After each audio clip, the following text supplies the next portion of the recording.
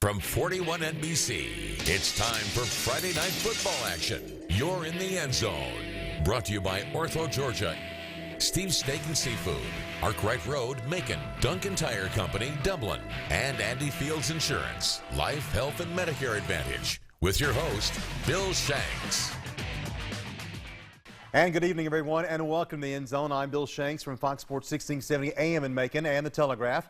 Tonight, we've got 7 games from around Middle Georgia, from Macon, Gray, Perry, Warner Robins, and our game of the week, Mary Persons at Washington County. We start in Macon, where the Howard Huskies were looking for a little bit of luck.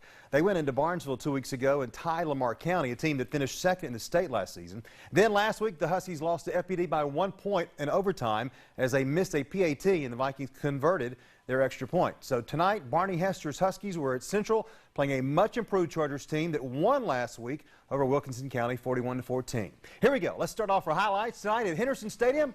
And looky here. He's on the radio in the morning, and there was Charles Olson in the flesh. Football official at night. Here come the Huskies on the field. And a pretty good crowd on hand for two local teams. Central the ball first. Derek Evans, the shotgun handoff to running back, but he's met by Sean Walker, the linebacker. Later in the drive, Evans fakes it right, takes off the left, but he's going to be brought down by Nick Duncan, and the Chargers would have to punt it away, and Howard would get the ball on their own 17-yard line. Problem with the handoff, it's a fumble. Central would recover right there. All kind of problems early on here, but the Chargers couldn't get in the end zone. 4th down and 7. Evans has his pass knocked down by Sean Walker, and Howard would take over on downs. Huskies with a pitch coming here to Morant. Watch him run. This is pretty good. This is a little bit of offense. Didn't have much in the first half. Watch him run. Left side, he's going to get 33 yards until he's brought down around midfield. Howard driving on the Central 47. King rolls out, but he's going to hit Jaquan Stinson, who hits the right side and gets a 14-yard pickup, but the Huskies would have to punt. Second quarter now. They backed Central up. The Chargers on the third attempt to get out of the 1-yard line. Stopped by Howard. Quintarius Jackson makes the tackle in the end zone. It's 2 points. Howard up 2-0. Whippy. Nothing like offense. Howard gets the kick. They were on the Central 32. King rolls to his right, picked off by the Chargers. Another turnover. Defensive struggle right there in the first half. So Central went to work again. Here's Antonio Sanders. He gets the handoff, and watch this run. Pretty good. Up the middle to the 40, down to the 45-yard line for a pickup of about 19. Chargers would have to try a 25-yard field goal, but it was too low. No good.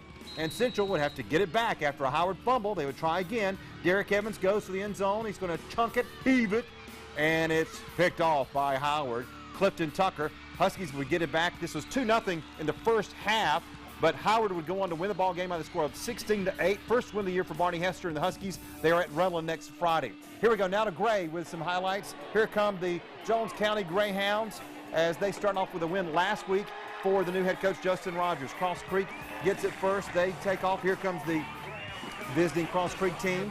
And the quarterback, Christian Blunt, with the keeper. Watch this right side. He's going to get around to the 50-yard line. Nice run there. Flag, though, would bring that back for Jones County. Cross Creek, again, with the quarterback, the kid, Christian Blunt. Again, good defense. Jones County's defense played well all night long. Good D there. Jones County would take over. Second play of this drive, Reggie Lewis. He's going to run on the left side. Gets to the 39-yard line. Pickup of about 12 in the first down. 3 plays later, Chandler Ramage. He's going to get it. Watch this run right here. And he's going to go. He's going to score. But no, a flag. These stinking officials. Are you sure? That would bring it back. Next play, that's okay. They would still be on the road to a little 6-point action right here. The pass, Nigel Lewis, watch this. Get away from me. Look at him stay on his feet. Get down inside the 40-yard line. And then Jones County knocking on the door in the red zone. Here's the pitch, Reggie Lewis, but he's going to fumble, and Cross Creek would get it right there. The visitors would come up with it. Yep, it's a fumble, and Jones County with a turnover, but then 2 plays later, Cross Creek gives it right back to Jones. That's a fumble inside the 5-yard line there. Jones County didn't take long. Chandler Ramage, watch this from the shotgun. Here he goes, handoff, Ramage, and he's in there for the score. The PAT would be good. 7-0 Jones County. It was all Jones County, believe me. 63-6 is the final score. Jones County wins it. They're now 2-0 under their new head coach, Justin Rogers. To Warner Robins now. Can the Demons recover after losing to Peach County last week? Greenbrier in town. And here come the Demons, of course, with McConnell Talbot Stadium. Always a big time there in Warner Robins. First quarter now. Wolfpack will get the ball first. Quarterback Adam Sasser on his own 25-yard line. He's going to pass it to Warren Coombs. Nice 43-yard reception there down to the Warner Robins 20. Next play here, Greenbrier looking like the Packers. They kind of look like the Packers from last night. Here's the pass, but it's going to be picked off. Tyrone Tharp, and watch him go.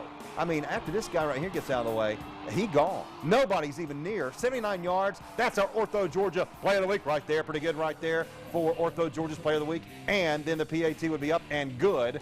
And the Demons would be out on top by the score of 7-0. Later in the first quarter, Demons the ball again. Ball's going to be snapped to Ivan Corbin. Hands off to Danny Height. Watch him take off, and he's going to run for a long time.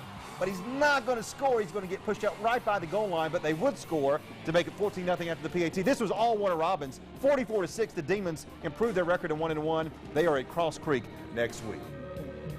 We head to Perry next, plus 2 games in Macon, and our game of the week, Mary Persons at Waco. Still to come right after this.